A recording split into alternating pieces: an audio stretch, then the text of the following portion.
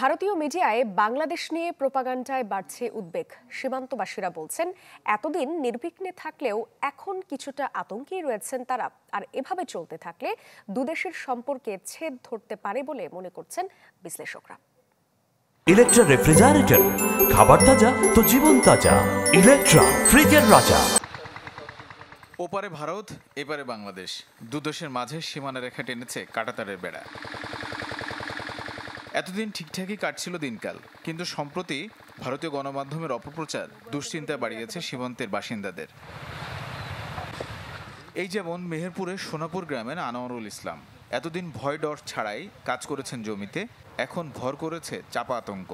0 পয়েন্টে কাজ করতে আসলে এবারে মনে কিরম হয়তো পুলিশে কি ধরে নিয়ে যাবে নাকি, হয়তো কেউ ইন্ডিয়ার লোক এসে লোকজন এসে 2-5 জন এসে গাড়ি মারাধরা করবে নাকি। এলাকার অন্য চাষিদের অভিযোগ, বিভিন্ন সময়ে বিএসএফ এর হুমকির শিকার তারা, এতে চাষাবাদ নিয়ে পড়েছেন বিপাকে। বিএসএফ যে টহল এখন বর্তমানে বেশি দেখা যাচ্ছে, তাতে আমরা আতঙ্কিত কোন সময় আমাদের উপর আক্রমণ করে। ও এসে গালাগালি করে, কিন্তু মানে দেখা গেল এসে বলে ফজ্জা ভাগ যা, এখানে ই করিস নি, এই ঝামেলা এরম। চোখ দিতে চায় দেশের অন্য সীমান্ত এলাকাগুলোতেও।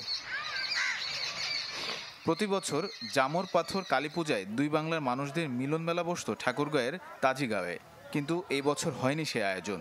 বন্ধ করা হয়েছে ভারত বাংলাদেশ সম্পর্কের টানাপোড়েনে, যদিও সম্প্রীতি ধরে রেখেই বসবাস করছেন সবাই। লালমনিরহাটের বলাইরহাট সীমান্ত যুগের পর যুগ হিন্দু মুসলমান একে অন্যের সহযোদ্ধা হয়েই বাস করছেন। সাম্প্রতিক ইস্যুর প্রভাব নেই তাদের মাঝে। স্বাভাবিক পরিস্থিতিতে আছে শেরপুরের নাকুগাঁও সীমান্ত। সীমান্তে আমরা হিন্দু মুসলিম একসঙ্গে আমরা বসবাস করছি। বাংলাদেশ ঘুরতে আসছিলাম, আত্মীয়র বাড়িতে আসছিলাম, তো আমার তো নিরাপত্তা খুব মাশাআল্লাহ ভালো হয়েছে।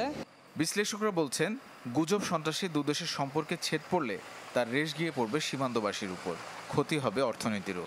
স্বাভাবিক সম্পর্কটা যদি তারা বজায় রাখতে না পারে, তাহলে জাতীয়ভাবে যেমন আমরা অর্থনৈতিকভাবে যেমন ক্ষতিগ্রস্ত হব, তার থেকেও সবচেয়ে বড় ক্ষতির ধাক্কাটা সামলাতে হবে এখানকার স্থানীয় মানুষদের। এই রকম পরিবেশ সৃষ্টি হলে বিশেষ করে এই যে চোরাচালানি থেকে শুরু করে আপনার সীমান্তে অনেক বড় ধরনের সংঘাত, তারপরে আপনার সীমান্ত হত্যা, এগুলো বেড়ে যায়।